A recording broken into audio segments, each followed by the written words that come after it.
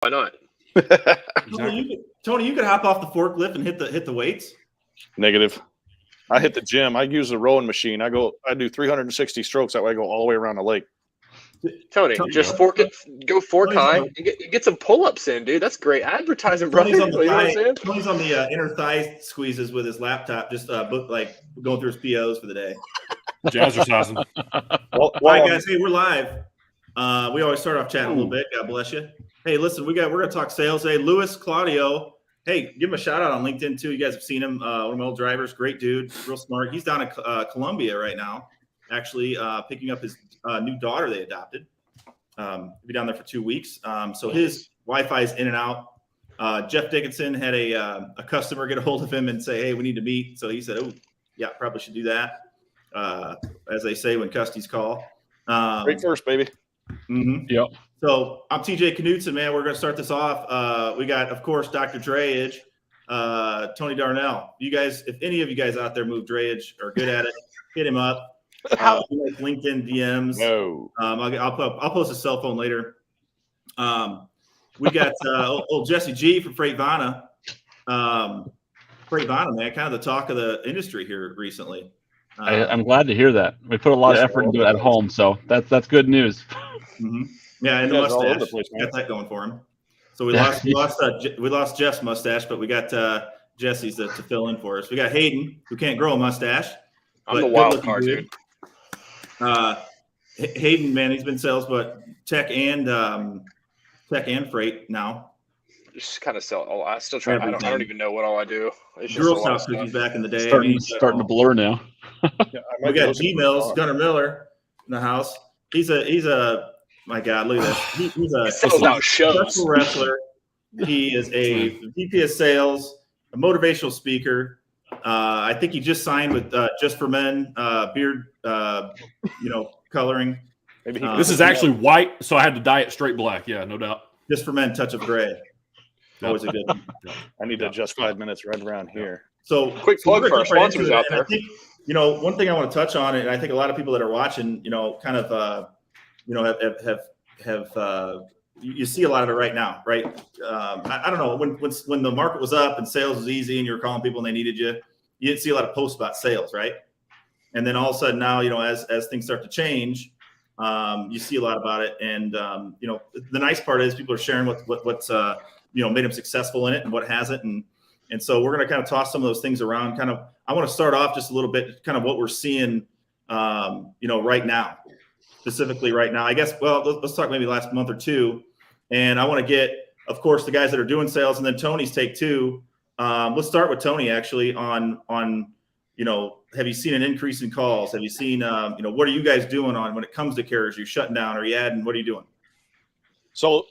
All right, that's a pretty good deal. I kind of have my finger on the pulse just because I get hit up.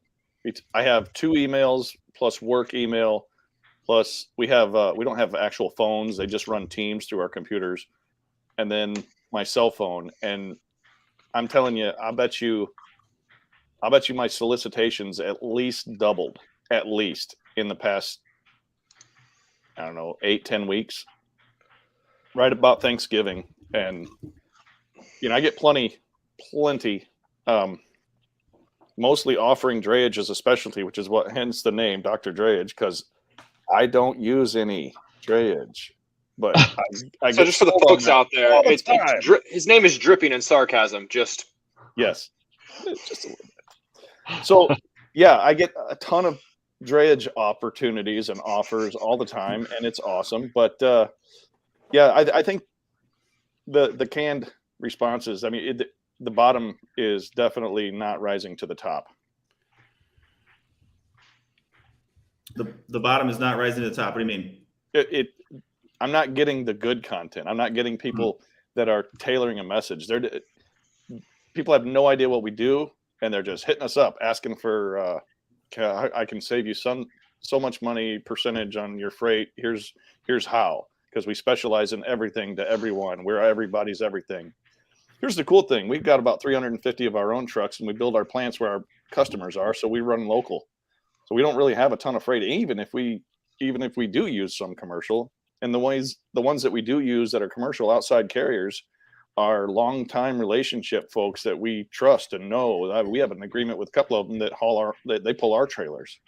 And then outside of that, we have like a couple of brokers, and there's just an immense line. Hey, put me on the next list. But you know what? We've got a couple, and they work really well. We just don't need 800 more, and I get 800 offers a week. And a lot of times you see, I know, especially in where you're at, in the Elkhart, Indiana area, right? RV capital of the world. It's been around, manufacturing is crazy. Is a lot of those local carriers that have been or even local brokers, right? That have been working with you for so long. Those are the ones you're kind of going to now. You don't need that outside help. And I think, I see, at least when everything kind of, changes the way it did again here, is, the people that were putting the good sales pitches out there and whatnot. I feel like there's a lot more of a push right now on inside sales, right? There's a lot of digging in, trying to, meet with customers, get more freight, see where it's at, build that growth. And then a lot of these outreaches now are kind of just being pushed to the BDRs. I think people that are a little bit more seasoned, unless they're specifically in sales, are right now kind of focusing on where they can get the freight, right? And when it's tough out there, just cold calling and outreach, they tend to push towards, which is smart, right? I mean, at the end of the day, you got to have freight on the board. So, that's interesting that you say that. Jesse, what are you guys doing over there, Jesse? You touched on a couple of those things that we're leaning heavy into. Obviously, we're a pretty young company, right? We're a year and 1.5 now. We've deployed roughly like 800 trailers for our power-only solution, just for people who don't know much about FreightVana out in Phoenix. Okay, we have a great partnership with Wabash, that Indiana's finest, Tony. Okay, we love to solicit and use. Okay, but we're leaning heavy into prior relationships. Not necessarily prior business. We've actually steered away from that for obvious legal reasons. And we're building our own network here. Okay, we're leaning into it. But the problem with that is we've had instances where people would much rather prefer to seek retribution from the last 3 years. Okay, and I'm not leaning that as a majority of my rejections or my assumptions on carriers, right? Or customers, right? But a lot of them have mentioned something similar or along the lines where they're like, hey, our KPIs are through the roof right now, our acceptance is through the roof right now. They'll even give you the worst nightmare for a salesperson. They'll be like, hey, your product is fantastic. I love your team. I love what you're doing. I love what you're trying to solve. I'm going to talk to you about it. I'll keep you included, right? But right now, all these responses are KPIs high, acceptance is high, on-time delivery is high. Like, why am I going to make any changes, right? So I kind of like ate it for a while, right? Until recently, I kind of like emotionally snapped, not like, emotionally interaction, but I was like, I'm going to be honest. I got nothing to lose here. Okay. Have you called out the carriers who didn't represent, back to some of the comments in the section here about the loyalty over time, right? I'm a new provider. I got nothing. Okay. But if you got kind of a POS provider that is like doing better and is in line, right? Can I compete for 25% of that? Can I compete for 50% of that? Right. That's all I want. I want a shot, because you don't know me. I don't know you. Okay. And we get that a lot right now in the market for the shippers, but we do have a leg up on a lot, right? Where we've leaned in very specific. Okay. We know a lot of shippers. We know their networks. Like a lot of customers do. We've had a lot of time in that.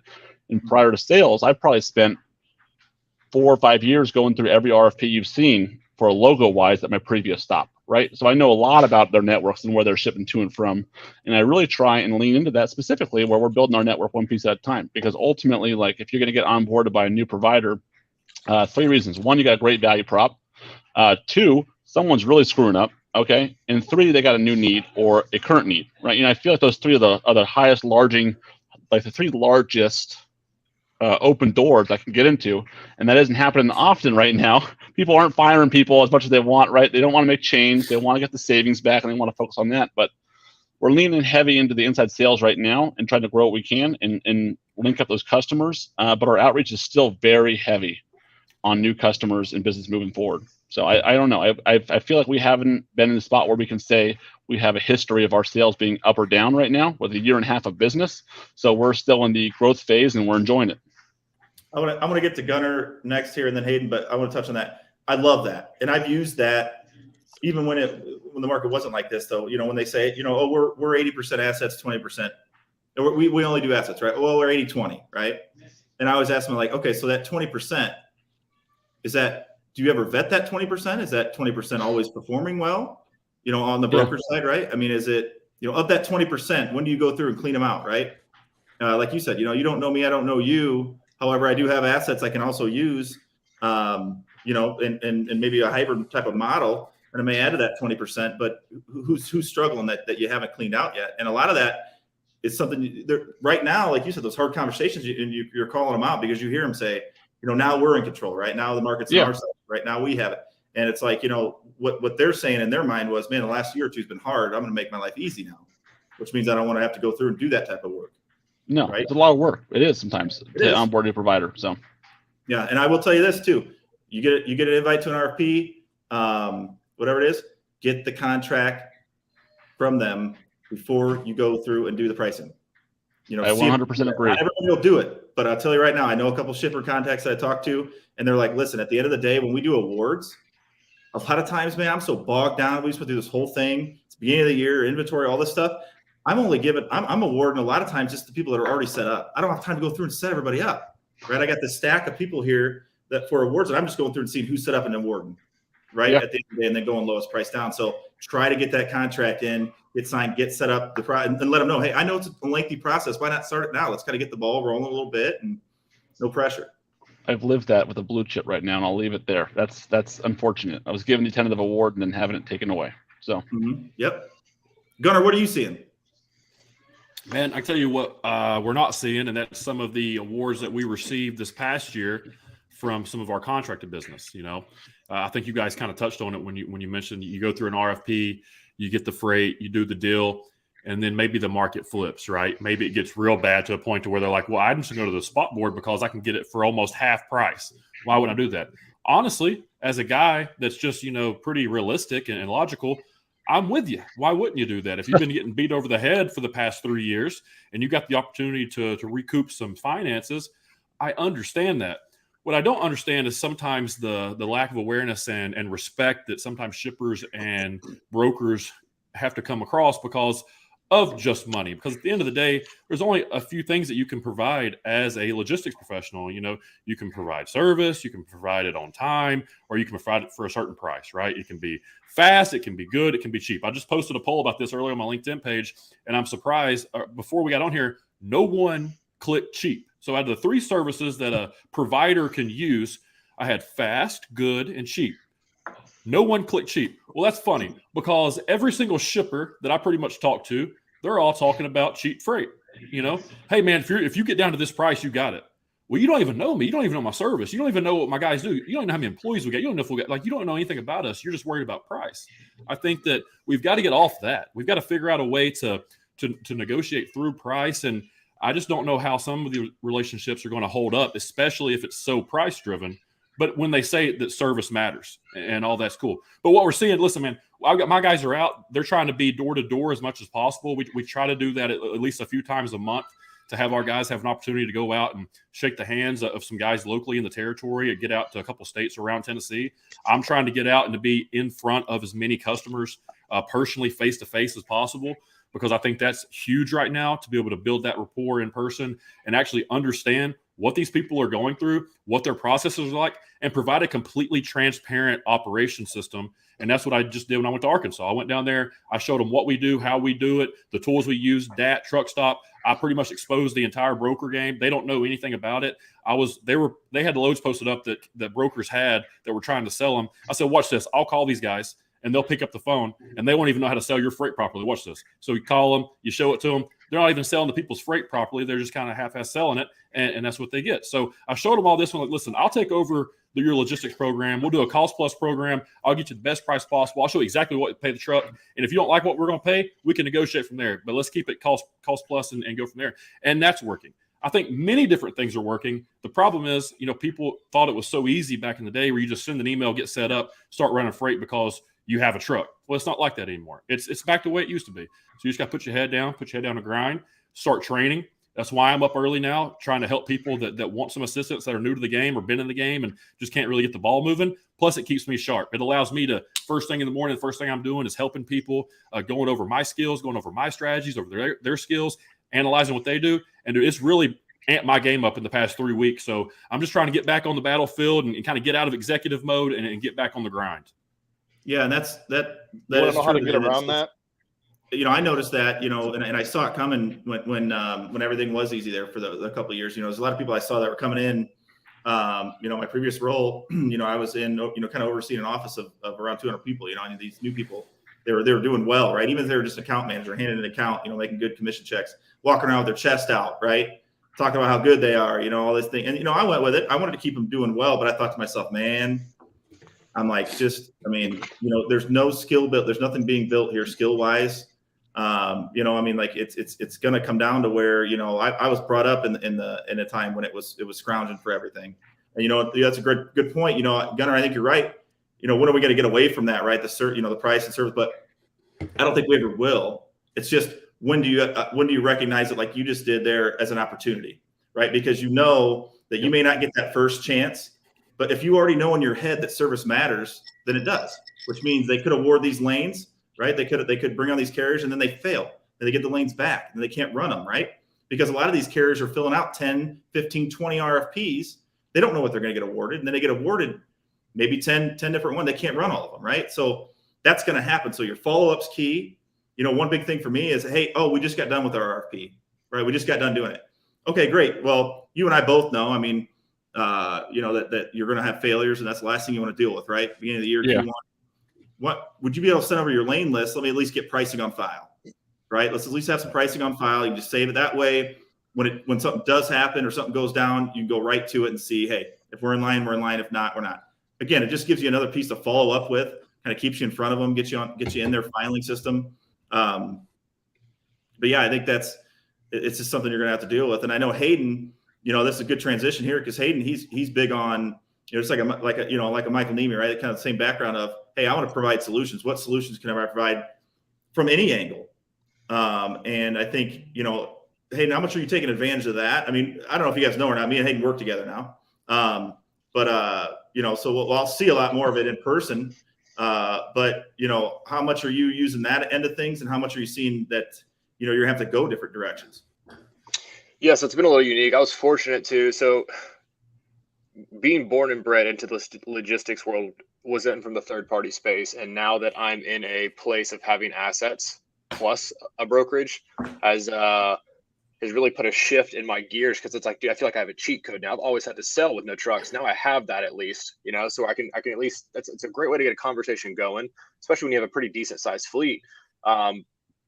But then you also have to navigate those conversations, because people just assume that because you have assets, they're just sitting around the corner waiting for their spot for it, this ad hoc. And I'm like, dude, yep. I cannot position a truck there in 12 hours. Like, this doesn't work that way. I'm 2 weeks out with every truck. I know what they're doing. Only that far. Yeah, right. But I was fortunate to really find some great opportunities that kept me very busy all of Q4. Now, there were some other ones that we did have RFPs for that I think volumes just didn't come to fruition like they were anticipating. And so those never really came through, but was fortunate to land some stuff that kept me very busy all throughout Q4. What was working for me, man, was just really trying to be keen on what I'm actually most proficient at, right? Because we can all say, we do all these things, right? Kind of like what Tony mentioned earlier. But I know my network is strongest outbound Cali, coming to inbound Cali. Like, I'm going to have a truck or an owner op running my authority exclusively anywhere in NoCal, SoCal, pretty much at any given point. So I really tried to be keen on that. Then just being, really in tune with where you need to fill, a backhaul for a dedicated lane, and really targeting business based on those immediate needs, because there's just immediate relevance there. Hey, I've got a truck that's going to be in your area 5 days a week, Monday through Friday. How often are you sending something out back west, or whatever the case might be? And you have enough of those conversations, dude, you're going to land it, right? Or, hey, I've got trucks. I know LTL carriers outsource a ton of line haul, right? Well, hey, let me see if I can do some of that. So I pieced together some pretty solid wins with those focus. So I didn't have near as many from volume standpoint conversations to where I was really trying to figure it out. I was fortunate enough to kind of land some of those good opportunities early on that kept me busy throughout Q4, but I can relate to the sentiment because I have been in that position many, many times, even in the market when, was more difficult. Hey, I got something for you. I know, Gunnar, you said this, and Hayden, you mentioned it, TJ, everybody, Anthony in the comments.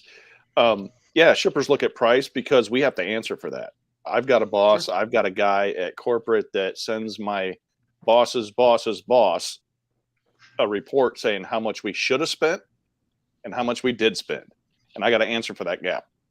And I don't care if I have to answer for that gap being service if I have an answer for it, but is not an answer. Yeah, no, you're spot on. And, I think some people gatekeep a certain percentage of dollars away. Like if they see your value prop and they understand it, or maybe you're aligned and maybe they are in need, right? Sometimes they're setting the first bar of negotiation of the value prop, to your point, Tony, like, hey, just a little bit, right? Show me like you're in the ballpark. Show me you're going to save me something. Show me something we're there, or at least tell me, have an honest conversation after that, right? And to your point, Hayden, I think that's a great one, calling out very specific things and asking questions in a very inquisitive way. I've had a lot of conversations start with a lot of my customers that way. We're doing that with our network, with our trailers, because we have to be very specific when we're moving those things around, because we can't just keep sending them anywhere we want, right? That's just not going to work, right? So I'll reach out to a specific shipper and I'm like, hey, to your point, I land 30 trucks every day in Rialto, just as an example, right? I need to get them back to, who knows, Stockton, AZ, or Denver. I don't even know, 3 lanes that are in there, right? I try that as often as I can in our value prop to it, because it represents something that they can hopefully have a better response back to that isn't just like, I'd hate to spend time. I'd hate to have a dang meeting, about learning about who you are, wasting time, and now you don't even operate in my area, right? Like this isn't worth their time, I feel like. I don't know if Tony feels anything different, but I really appreciate that call out, Hayden, because I think it really goes underrated a lot in the conversation side of things. Well, Jeff will tell you the same thing. You just got to know your market. You got to know your target, and you got to sell them your solution. And stop trying to be everything to everyone, because you go to Walmart and you're going to get Walmart. Yeah, and I think that's the key right now is with how many, like you said, with the increase in people reaching out. It's sad to say, but you're getting less good reach outs, right? Right, Tony. That's what you said. I mean, what is it that sets you apart? I think it's a little bit easier now to kind of set you. I mean, we landed a big dog here recently. Q3 or Q4? Just because of the sales deck I had put together. And I'm not taking credit for that. I mean, I use it in every single one of my emails with all my BDRs. It's a nice sales deck. It's just kind of like a what I call like a picture book, like a kid's book, basically. It's kind of a quick visually digestible, not copy heavy. But she literally got on the call and was like, I'm always looking to have carriers in my pocket, right? Have things there. It's just like, is it worth my time? And the fact that you sent that, nobody does that, or at least that she knows. Not a lot of people do that, and it was easy to look at, and like you provided information, and it was in our network again, right? It was in their network, everything that way, right? It was still chosen well, but it surprised the hell out of me, because I mean, I just like to have it to send, to show extra effort, but she actually said that, and I was like, wow, that's kind of crazy. We got the handlebar maniac in. There he is. Hey guys, how you doing? What's up? I can only stay a little bit because I got a customer meeting at 5 o'clock, so I just wanted to pop in, say hi, and see what the conversation's all about. We get it, Jeff. You're out there killing it. We get it. Hey, LFG, baby. Let's go, babe. Let's go, babe. Is that a forest vest with a light green shirt underneath? What's that? Is that a forest green vest with a light green shirt underneath? No, it's actually brown with a lighter brown zip up. You can't teach that. That's experience. Bro, the drip never takes a back seat. Let's just say that. No. Beautiful. No.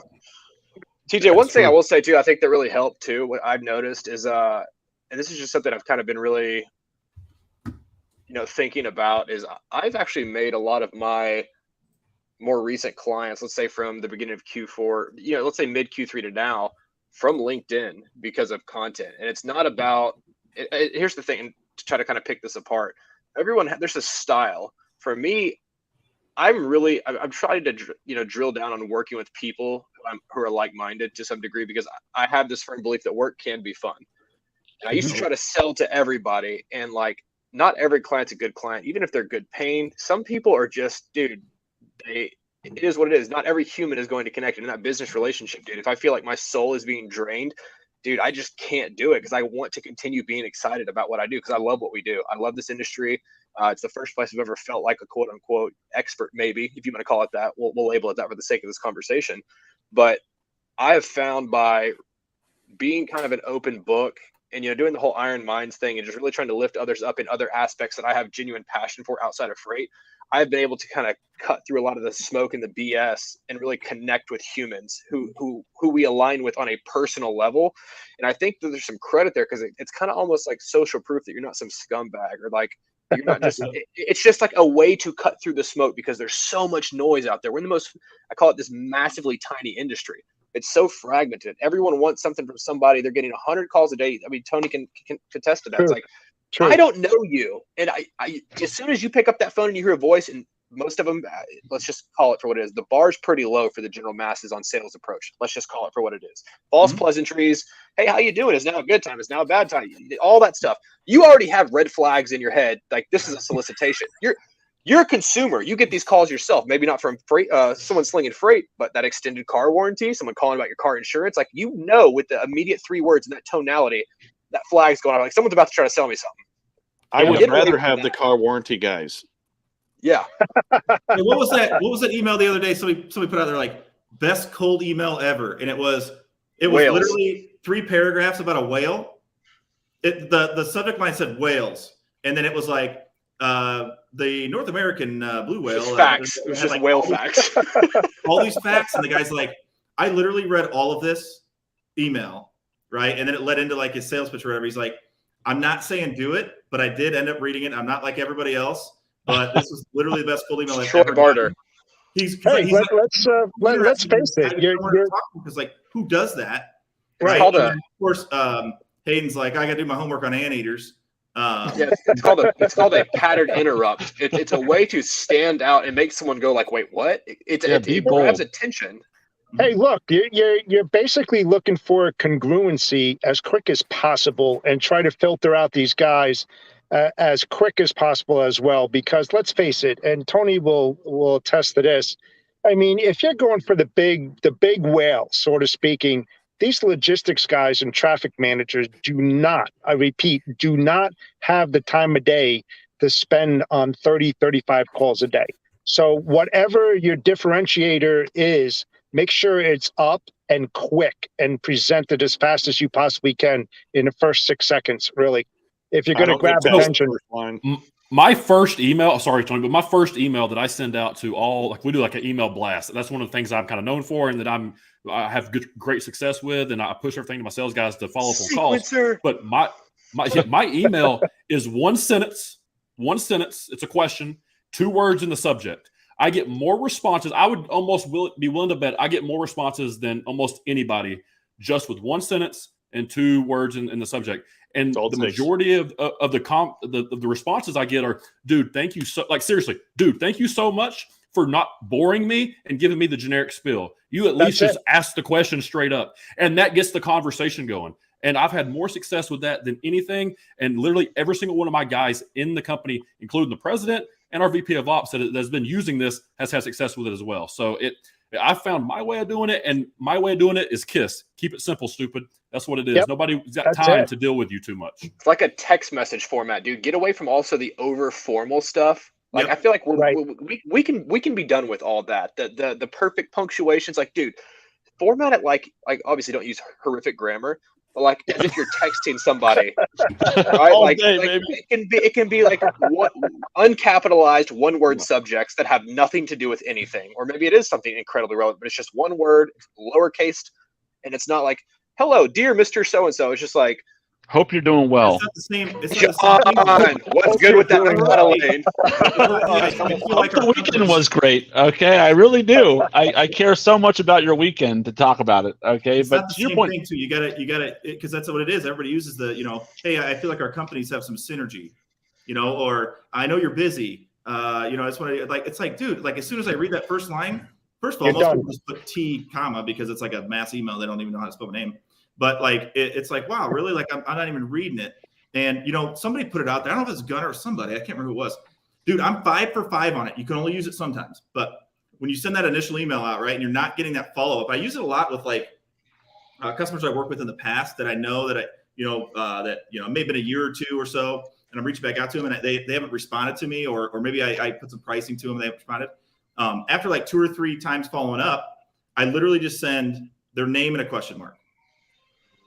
So like, Ben has an answer. Ben, I talked to Ben, I sent the pricing and I'm like, hey, where are we on this pricing? Hey, can we get feedback? Nothing. And all of a sudden, Ben, question mark. I'm 5 for 5 on that right now with them responding. I feel like it just puts that like awkward, like, are you alive? Yeah. Type of like short to the point, like, and they're like, oh, sorry. I was, they don't have to answer any questions or anything. It's just their name and a question mark. And I think you gotta be careful because it's weird of you, but there's certain times that I'm like, I'm using this right now because I got nothing else to lose. You guys not following up with me, and it's worked 5 out of 5 times. That's amazing. I mean, that's the simplicity of it. I think I came in a luxury of scenario sales, right? I've worked a lot with sales in the past at various roles, and coming into it, I just committed to not being that person who just does the generic, like, how's your day going? Hope you're doing well, right? Like, I've committed to like being myself, okay? Letting people know who I am, understanding what I'm doing it for, okay? For clear and present reasons, okay? And I think that has genuinely connected with more people than I thought it would, okay? If I'm being just frank. To your point, simple, no bullshit, no cutting the chase there, just being like, hey man, we're all doing this to try and make some money, okay? These are our value props. This isn't how I pitch to people, obviously, but just being that open with someone and understanding that, to your point, don't waste their damn time. I mean, it's just such a waste of time. We don't have that time to waste. We really don't have that time to waste. So you want to grab our attention as quickly as possible if you can get that. That's the key right there. Now, just like carriers get red flagged for some reason or another, the same with brokers. Once you get red flagged by a shipper, I don't care how many times you send them follow-up emails, they're going to delete it. As soon as they see it, you're done. So, I mean, you got to make a first impression as a lasting one. So get it out early. Make it short, get it out early, get right to the point, and that's it. And keep it going. One of the best ways to Listen, guys, and I'm telling you, Jeff, those guys, like Jeff, Jason, some of these guys that are on their own, they have a little bit of an advantage from that standpoint. Man, if you've got a sales team, right, a large sales team, that is why it's so important to have organization in your CRM. Because I'm telling you, if you're going to try to make a connection, you cannot be trying to make a connection and then have Johnny and Sally, who just got hired on, reaching out with those generic emails from the same freaking company, right? Yep. Or what you run into is, hey, I'm already talking with this person, actually. My nightmare is that last scenario, TJ. Okay, my last one is literally that customer is like, he's like, the worst is, and I'm not going to get pitched all the time, but we all get the CRM tips, the lead gen pitches, whatever it be, right? Yep. But the worst part is we have an active lead source that we use at FreightVana, okay? And I was pitched by that same company about being a new customer for them. And I was like, just sitting there and I'm like, I promise myself, I will never do this. I swear to God. But that's your point, TJ, okay? Keeping CRM updated, people know who they're working on. We do a very social selling program at FreightVana, which we think is very successful. We have a lot of people involved in integration. We don't have complete ownership. We don't take any defensive measures there. We just try and find the fastest lane, easiest lane for the customer to get to that door being open, right? There's no like my territory, my customer at all for us. And it's worked very well for us. I'm going to give you guys here's the other thing. Yeah, here's the other thing as well. Now, I know this as an average.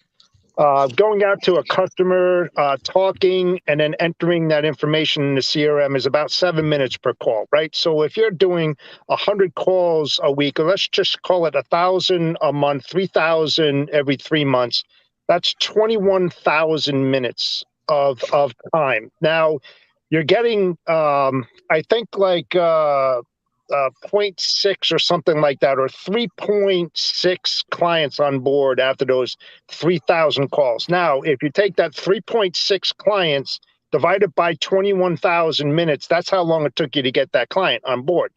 Now, what happens if you took that extra time and you concentrated on the big hitters instead of the $500K to $1 million transportation spend. You went up a bit. You went to the 10 million to 20 million, and you spent that time and just absolutely killed it. Like killed it. Getting that knowledge, knowing who you're speaking to, understanding that business like the back of your hand, and put all that effort into it. I think I would rather, and I would rather go after the 10 and $20 million ones than spend all that time on the lower ones. I just think it's time well spent. And then the clients that you already have on board, you can take that extra time that's available, that's not spent on those calls, and pay more attention to those customers, and then drill into it, and then go upstream into their manufacturers, their vendors, because nothing else is better than a referral from a current customer that you're knocking it out of the park. I mean, that's just the way I look at it anyway. Oh, no, you're not wrong. In the organization, because I'm telling you guys, so what you said earlier, so Jeff, earlier you said they don't have time, right? These bigger guys, that are at these bigger companies too, they don't have the time. But I tell you what, they'll make the time if one of their own employees is saying, hey, if there's an introduction, right? Or hey, that's correct. That is correct. So I have found that when you go after these bigger companies, man, don't give up, man. You found the decision makers. Start talking to the people in accounting. Talk about how they, what they're struggling with, and and maybe what you guys do on your AR, AP, all that stuff that maybe would help them, or whatever it is. Build a relationship there. Get introduced. Shipping levels big. You start talking to the shipping manager. Start talking to people there. Hey, TJ, I hate to interrupt, but I got to go. I got to meet my client. So go lock it down, Jeff. Show, guys. Go close it. Thanks, Mike. Thanks. So your drivers are your best salesmen, right? I used to, if you get in there and you get me talk us up a little bit, give me a contact, I'll Venmo you $50. Things like that. Like get in there and really, try to find somebody to get a referral up to the top. They'll take more time to listen to you that way. You got to get creative, man. I'm telling you, LinkedIn's huge. This Hold My Beer podcast. I've had people reach out and say, hey, listen, I just like your take on things, right? Because they got to know me just by watching it. Like, hey, I like your take on things or your content you put out, right? When I do the don't be that broker. It's not like I'm against brokers. I do brokerage, right? Yep. I work on both sides, but what it is saying I'm not that broker, right? This is what you shouldn't do. And when you can go in and tell everybody what you can do, but everybody tells you what they can do.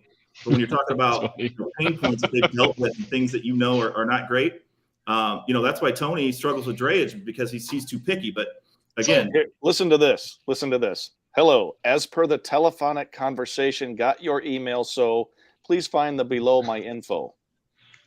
Nailed it, bro. And dude, if you don't use that person, I'm about to go get him. So you better. Is he not an incumbent carrier as we speak? Well, I don't know why they're not. Who wouldn't want that 3PL? I'm all for English as a second language people coming over here and making this dude's name it's not this. I'm going to tell you this name, but it is as simple as John Smith. In fact, it even rhymes with that. And I'm telling you, it's clearly that's his name, Tony. That exists. I'm all for people doing sales and stuff in other countries too. It's like when you come in, you're like, when you're too pushy, like, hey, I'm from China and I wanted to connect, and I do a lot of international freight or whatever, and like you don't answer 10 minutes later. Hello, are you there? Why aren't you responding? And it's like, right. you teach me. I freight. I'm from China. It's like okay, dude. Like, I would TJ question mark. TJ question mark. TJ question mark. I gotta respond now. I gotta respond now. I gotta respond now. Okay, there's no way around that. I'm gonna give you guys something I do, because like for me, sales, like I really don't consider myself a salesperson. I feel like that's just a required function for what I do. However, I don't know how that works out, but embrace it. I have to keep myself entertained to do this sustainably. I'm not. I've done the beat up the phones 100 calls a day and to grind it out. Like I've done that. But if my confidence isn't there, or if I know I'm genuinely bored, if I'm not into it, the result doesn't follow. So I'm trying to know thyself. So I, as selfish as it may come out, I try to do things that are so kind of off the wall that it's funny to me, like it entertains me. It's not like unprofessional or anything, but like if I'm looking at a prospect or someone I really want to work with, and they have some sort of social presence, whether it's on LinkedIn, Facebook, so I'm looking for any common denominator or link where I think I can genuinely get a laugh out of some like severe sarcasm, or just like something off the wall. Like TJ comes to mind, that guy that sent you an email, and you're like, "That's not my name." What was it? It was like T. Hey T. You're like T. It was an automated, instead of when they automate it and it'll say T, comma, right? Because it didn't say TJ. And I always like to respond to those, be like, "My name's not T. You know, but the immediate pivot please from make sure that you get my name right, and the was guy responds perfect. with, "LOL, oh my bad, I'm new here," or whatever. And then he's like, and then it's a picture of Mr. T, and he's like, Could you imagine? He had like a conversation. I'm like, tell me what you're selling. I like wanted to listen to him. That's and Yeah, the so it's one like- thing we're go ahead, Tim. Sorry. Oh no, I was just gonna say, dude, like you can't ignore the human element because I made this mistake, and I think it's just a natural thing. You put these buyers on a pedestal because you're trying to sell to them, especially if you're young. In your head, you're like, I'm this child trying to sell this professional service to this real adult. That's how I was. You know, in my mind, I'm like 18 with a bunch of responsibilities, but you realize like this guy has all the same real world problems I have. He deals with the exact same stuff, or this woman deals with the exact same stuff, you know, typically that I do. Like we're not void of the human experience. I It's saw like it today. So I looked at the there's like a highlight video from back in like 2020 or 2021 of this show. Chris Jolly was on. I think it was our 3rd episode. It was Chris Jolly, me, and Tony, because nobody else could get on. We were talking about like, you know, what to do when a holiday's coming up.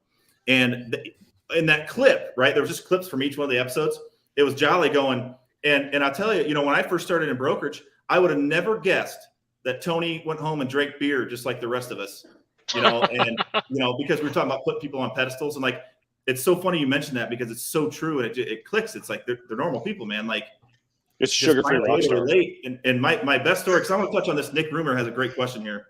I think Hayden, you'll have some good there, but my best one I ever did. And you know, back when you were, I like having a couple great white buffaloes in the mix in the pipeline that you're going to chase down. You're going to do whatever it takes to get there and land them. Yep. Like constantly tell you no. I couldn't get a hold of this guy. I knew I wanted to land this account. You know, we're at work. You know, oh, you're not going to land it. Oh, I'm on it. I find him on Facebook. He had just had his anniversary, and he posted, and he's like, "Man, my wife knows me way too well. You know, I'm successful in my career and everything now, but there's nothing better than Fiesta Lime Chicken at Applebee's. My favorite meal. Great, you know." So my next email is, "Hey, I'm gonna be up in your area on Tuesday. I tell you what, I'm just gonna be candid with you. I'd love to maybe take you to lunch, you know, at Applebee's. Fiesta Lime Chicken is my jam, but you can get whatever you want. But like, there's any Applebee's where I'm at now. So do you want to go?" And the guy hits me up. He's like, "No way. That's like my favorite dish, my favorite meal." You're like I didn't know that. Creepy, but Dude. Hey, here's a tip for sales. And sales Here's a tip. else. Real tip for ahead, sales. man. If you're going to go in there, man, half the time I'm loading a truck during the time when my guys are at lunch because I don't want to pay attention. I'm a CDL guy, and I want that truck gone. I want them off the dock and rolling because that's what we're paying him for, not to sit on my dock waiting for us to get off lunch. So, dude, when somebody wants to meet me and buy lunch, I'm in. You know, and to your point, personal times, and the one part we're talking about too is when the human being, Hayden's great call out on that, right? You build that network, you become the trusted advisor, which I think is like everybody's hopeful situation, even though that probably won't happen more often than not, just because they're in that day-to-day business. But you try, right? You genuinely try, right? You try to be the human being to the point. But the small world of that is Tony moves to a new company, right? You know, Tony moves to a different company in the industry, right? You know, does Tony take a phone call from someone else, right? You know, probably not. But will Tony take a phone call from one of his friends and one of his closest confidants in brokerage, right? You know, he probably will, right? You know, he'll probably figure it out, right? And he'll be like, you know what? I trust you, right? And we don't talk about that enough. To your point, retention and being there and engaging your sales. Everyone's up for the hunter, the hunt. And to your point early on, the inside sales, that's part of it too. I mean, these guys change jobs unintentionally or intentionally. I have no idea. I've been in logistics for too long, and it's only been 13 years. Okay, but they go there. I'll see a new guy every other year at a new shipper, a new TM job, right? You know, and they legit will like still trust you. They'll bring you in there. You know, even though it's a change in pace, right? It's just something that just goes without like being said. But the human element, Hayden, I think is just so underrated, and people just do not treat it as truly important as they think they do. I think they are oblivious to how bad they do it sometimes. And it's just touch on Nick's question here. Let me get you guys' opinion on this. Can you see Oh it? my Can you guys see it? Yeah. So I'll go with mine. So look, I think emails and phone calls will get taken over. Obviously, with Google's AI, they're going to be able to make phone calls once they kind of get that put out and everybody can see it. And I think the next best AI is not ChatGPT. I think it's whatever comes after ChatGPT. It's never really the first one. It's always kind of the second, third one that really takes off. So which one of those is going to be able to be the best? I don't know. But the one thing AI will never be able to compete with ever in the history of humans is going to be humans talking to humans in front of humans. So as long as that element is still there, AI can come around all they want to. Maybe they can get in their door. Maybe they can say something smooth that maybe I couldn't think of in 2 seconds. It takes me 10 hours to write it, whatever it is. But at the end of the day, that AI cannot get in front of somebody and show them truly, transparency, passion, heart, respect, and build a relationship one-on-one, like touching skin to skin. That's never going to happen. So I ain't worried about AI. I think I'm going to use it as a tool. It's definitely going to be a tool, in my opinion. I really do. I think with every great technology thing that comes along, we don't really know where it's going to go. I mean, people talked about a lot of things along the way. I remember I just saw like a thing that came through TikTok. Someone was talking about when the email address first came out. They're like, I'm going to send something digital to somebody via the email address, right? And it was like a weird, they were laughing about it, right? It was back in like early 90s. They were just laughing. I'm not going to do that, right? I can write a letter or something like that. So I'm always nervous. I play defense, right? I really try to enable my competition or my tools, to your point, Gunnar, to help me in that process, right? Am I going to go and AI generate an email to mass send people? Hell no. That won't work for me. If it's a numbers game and that's all you're trying to do for a numbers game, sure, right? But that's just not my style. And I think that's the art of sales. Back to this podcast, is everyone has their own persona, and I hope it's genuine, and I hope people see it because they're going to smell bullshit a mile away. That's just what it is. There's something about personal brand's the most important thing. Yeah. There's this disconnect in the human world because of technology. It's almost like now that just being able to have a human, normal, like a conversation, one that flows. Like I go, then you go, then I go, then you go, and like it continues, right, in rhythm, like it's a dance. It's almost as if that's becoming a lost art because of what everyone sits behind a keyboard or a screen now. It gets lazy and just sends out a bunch of sequences. There's no personal touch to it. So it's to the point now where it's like, if you even have this much charisma and can just talk to someone, there's like this awe moment if you're not used to that. You know what I'm saying? Like when someone's, because they get bombarded by virtual stuff all day, that it's almost like someone's connecting with them, and it's like there's like this, it's like gravity almost. If you've got someone that has a little bit of swag, exactly. You're not just like bang, bang, bang, bang, bang, reload, bang, bang, bang from getting emails and calls all day long from God knows who. Is that a telephonic conversation? Yeah, it's a telephone. Yeah, when you have too many telephonic conversations, that's what happens. But see, technology creates efficiency, but it doesn't. It doesn't create relationships. It doesn't create. It's like whey protein, bro. It's a supplement, not a replacement. Try being single out there in the world right now. You know what I mean? Like I want to talk to people face to face. Nobody wants to do that anymore. They all want to get on these apps and shit. You know what I mean? Right? There's no relationships built from that. Like I don't want to talk small talk. You know what I mean? Fuck that. I want to. Hey, let's go have a beer. Let's talk. You know what I mean? Like that's what a lot of these people want to do. And I'm the type that like, I don't know. I've always kind of said maybe it's a defense mechanism. I was talking to somebody the other day, but like, I don't like awkward situations. So I make it a point to not ever have them. So people always say like, oh, you come in a room and you'll meet everybody. There's not anybody you can't talk to or whatever. It's like, because I want to keep things flowing. Right. And I'm telling you, man, I've sat down in some big boardrooms at some big companies. A lot of these people that are in supply chain that have been around for a while, they're not always the most socially, they're kind of awkward. Like awkward people like cling to me because like I make them feel like I keep the conversation flowing. I don't feed into that, right? When they probably come across that. It's our relationship. Yeah, and there's confidence there, right? And they feed off of that. And I know what they're trying to get to, but I mean like those are the things like what Jesse was saying. Like the reason those people are moving is because it's not like at a logistics company. It's like, hey, we're growing. We're going to create 3 new positions, right? At these supply chains, it's been the same positions for 35 years. They're not moving. No, and you're not moving up until John Jacob Jingleheimer Smith fucking retires, and he ain't retiring for another 20 years. So what are you going to do, right? When Tony took his new job, he called me. I mean, we used to talk all the time. He'd call me, hey, what do you think about this, man?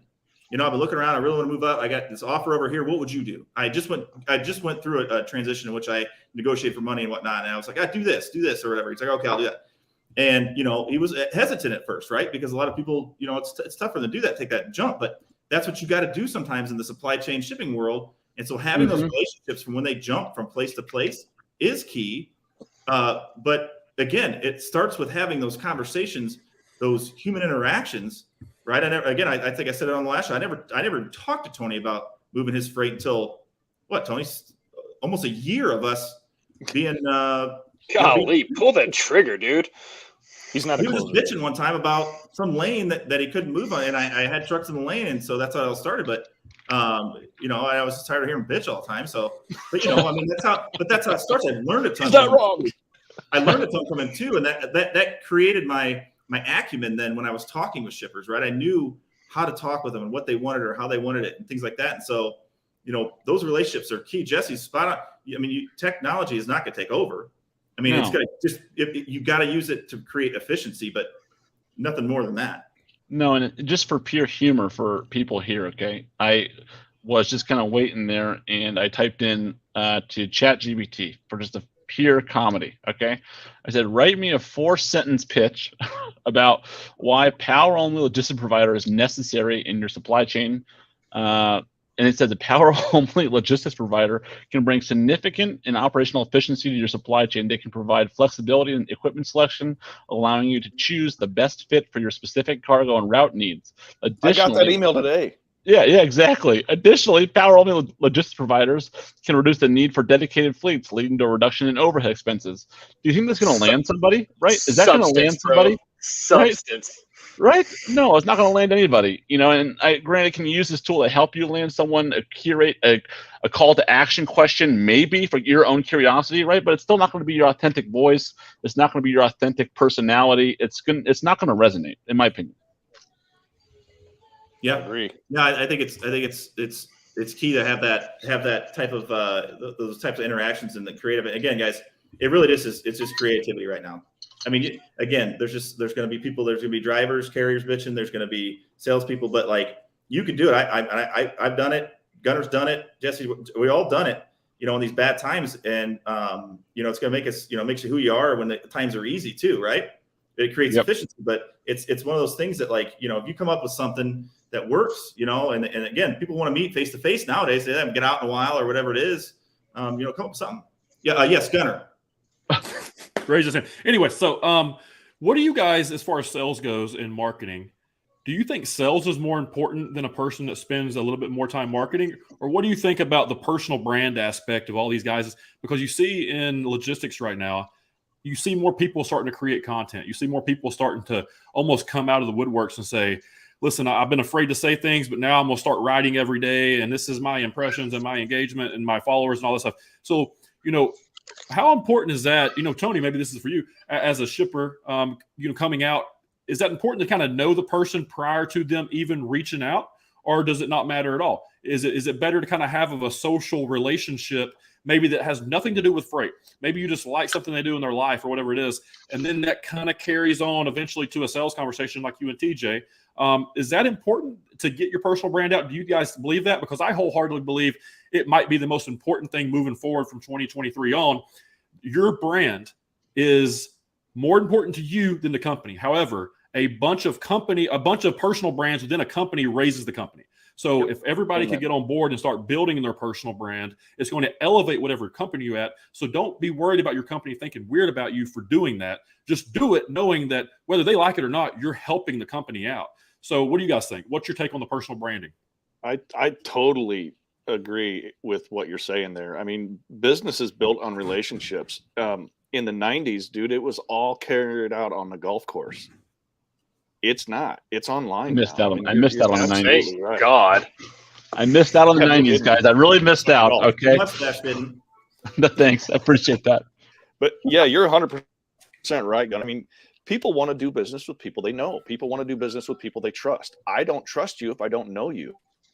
Trust is given first, but it's earned also. I go out on a limb and trust you a little bit, and then you earn that, and then I might take another step. And I still have my doubts about TJ. I'm not entirely sure about that guy, but we hang out. We go to some Notre Dame football games. It's cool. It's 5 minutes feeling him out, and then Right. I don't know what he's going to be all about. I don't know what, maybe he goes crazy and forgets to take his meds or something. The only reason he does that is because he moves so much of your taglines, like the handle it thing started. I remember, it all started again during COVID and everything. And then as we got busy, I remember I slowed down and I had people like messaging me like, TJ, I really liked your content. I haven't seen you post in a while. Then the owner of my company came to me and literally was like, hey, keep that going. You know what I mean? Like, I was like, oh, I didn't think you'd want me. I mean, I don't know. I just doing it because, again, everybody's at home. You're online or whatever. But what it did was it created opportunities. At that time, I was wearing every hat that you could possibly wear. We're growing company fast. I mean, it created opportunities not just in sales and for new customers, but in recruiting and a lot of other things. Like the owner, he came back one time. He's like, hey, I said, how'd that go down in North Carolina with that guy? I was building remote offices at that time. I was regional development. And, trying to find talent, now we had the remote thing going. And he's like, did he know about Circle? He goes, no, he didn't know about Circle, but he knew about the Handle It guy. And he goes, the last 3 people I've talked to, they didn't know anything about Circle. They just knew the Handle It guy. And I'm like, really? What? I'm just an idiot. I'm out there flying around like a bull in a china shop. You know what I mean? Just throwing out shit. Half my posts, people probably scroll past like, oh, there's TJ again. Right. But like, they click the more button after the tagline. They realize there's like a foot of empty real estate space on their page just to get to the first point. I'm like, scroll. There we go. That's my pet peeve of LinkedIn is the more click. Okay. But to your point, as a person who's kind of involved in a company that's really encouraging that a lot, TJ, I've come from a bunch that didn't.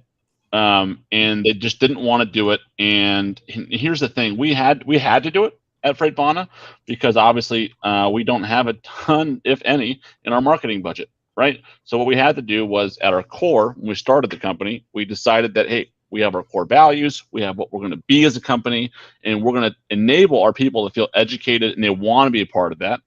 Once they kind of bought into that, not everyone wants to be on LinkedIn or social or be a personality either, right? You have to kind of enable people and try and get them towards it, right? And then once you do that, you can kind of figure out like, hey, where we want to be as a company. We want you to put your own tone to it, right? And then you do it. You help us grow, right? That is invaluable, right?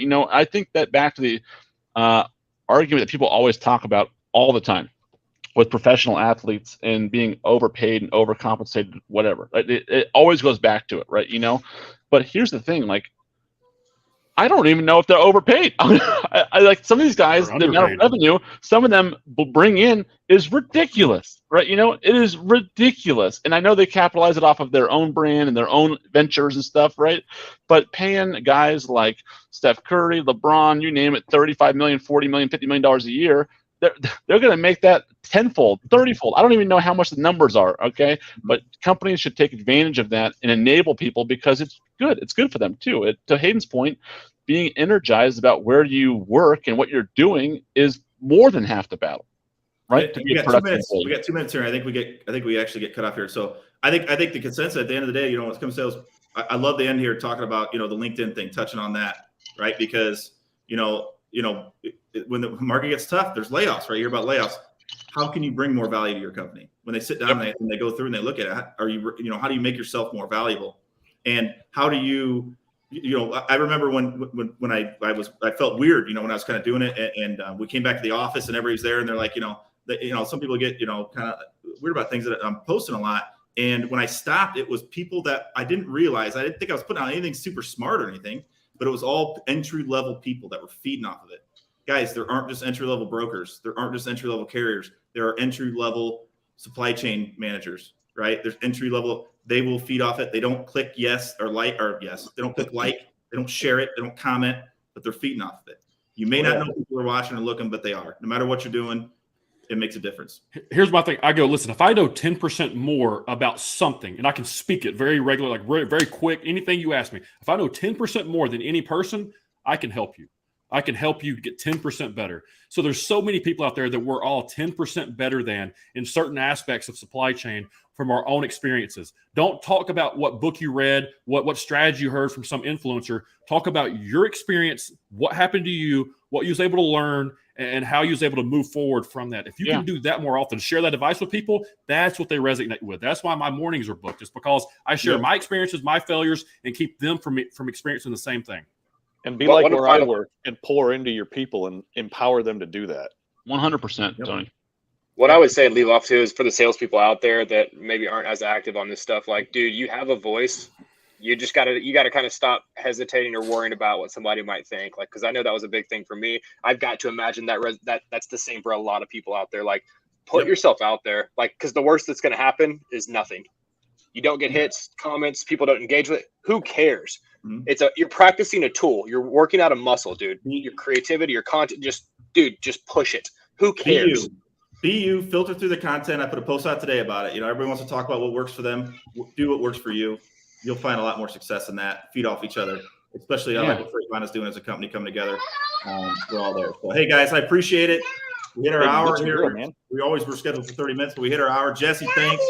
G-Mills in the house, thanks. Hayden. Kisses. Oh, yes, Dre. Kisses.